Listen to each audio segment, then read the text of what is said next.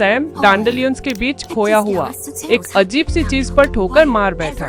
मिट्टी से सना हुआ इंद्रधनुषी रंग का एक पत्थर जो धड़क रहा था, मानो किसी गुप्त दिल की धड़कन हो। ये क्या चमकती चीज है? सैम ने एक डंडी से उसे छेड़ा, तभी मिस ब्रीज, स्कूल की सन की विज्ञान शिक्षिका, गुलाबी अफ्रो और अजीब गैजेट से भरे बैकपैक के साथ प्रकट हुई। ये तो एक रहस्य है, उन्होंने कहा। उनकी आंखें चमक रही थी। पत्थर ने एक धीमी सी गुनगुनाहट शुरू कर दी, फिर चमकने लगा और एक फुसफुसाहट सुनाई दी, जेफिर मुझे तुम्हारी जरूरत है। सैम और मिस ब्रीज पत्थर की चमक का पीछा करते हुए जंगल में घुस गए। पेड़ों की छाया गहरी हो रही थी और हवा में एक अजीब सी खुशबू थी, मानो कोई जादूगर अपनी कलाकारी दिखा रहा हो। तभी आसमान में एक हरी चमक दिखाई दी और एक विशालकाय ड्रैगन प्रकट हुआ। ड्रैगन का नाम जेफिर था और उसके शल्क डिस्को बॉल की तरह रंग बदलते थे। मैं आसमान की गोद में हूँ, आओ देखो, जेफिर ने हवा में कलाबाजी करते हुए कहा। जेफिर कोई साधारण ड्रैगन नहीं था, वह अपने सबसे अच्छे दोस्त विगली द वर्म को खो चुका था। विगली एक कीड़े जैसा सितारा था। जेफिर उदास था और उसकी आंखों में आंसू चमक रहे थे। सैम और मिस ब्रीज को उसकी परेशानी का अंदाजा हो गया।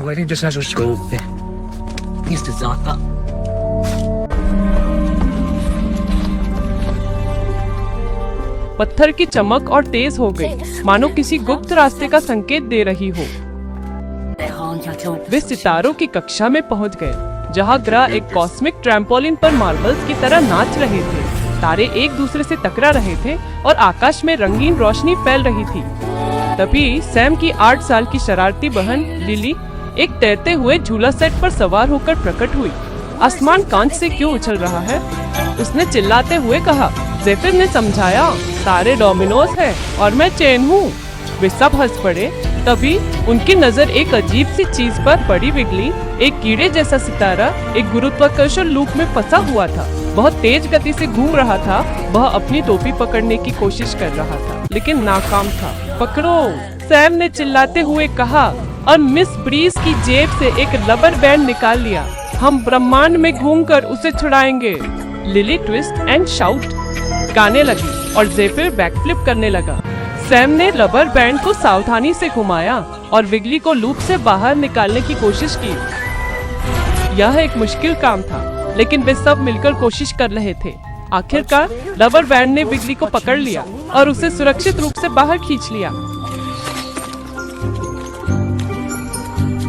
लेकिन तभी पत्थर लाल रंग से चमकने लगा, एक खतरे का संकेत। आसमान कांपने लगा और जेफिर ने डर से चिल्ला दिया, कॉस्मिक क्रिकेट आ रहा है। एक विशालकाय क्रिकेट के आकार का क्षुद्र ग्रह, जिसकी आंखें स्पॉटलाइट की तरह चमक रही थी और पैर स्प्रिंग की तरह थे, पृथ्वी की ओर तेजी से बढ़ रहा था। आसमान में निर्माण करो, सैम ने चिल्लाते हुए कहा। उन्होंने बादलों के टुकड़ों, जिन्हें बिगली चिड़ियों बादल कहता था, का इस्तेमाल करके पुराने खेल के मैदान के उपकरणों से एक रॉकेट बनाया। अब उड़ान जल्द ही, चिल्लाए क्योंकि वे रॉकेट में चढ़ गए। अंतरिक्ष में कॉस्मिक क्रिकेट क्षुद्र ग्रहों पर एक ट्रैम्पोलिन की तरह उछल रहा था। ये क्या है? बिगली हंसते हुए बोला। चांद की ओर इशारा करते हुए उन्होंने क्रिकेट से बचने के लिए डॉज किया, धूमकेतुओं से झूलते हुए, और तब तक हंसते रहे जब तक तारे कॉन्फेटी की तरह नहीं गिर गए। आखिरकार उन्होंने चमकदार दोस्ती के ब्रेसलेट से बनी एक जाल का इस्तेमाल करके क्रिकेट को फंसा लिया। हमने पृथ्वी को बचा लिया, सैम मुस्कुराते हुए बोला।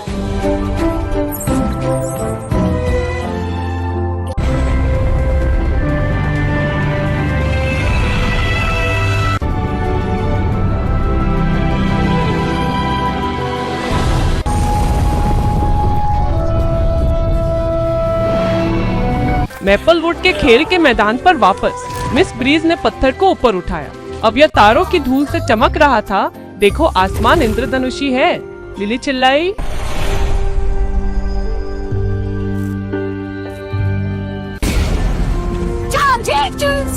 पूरे स्कूल ने देखा कि एक इंद्रधनुषी किरण आसमान में चमक रही है।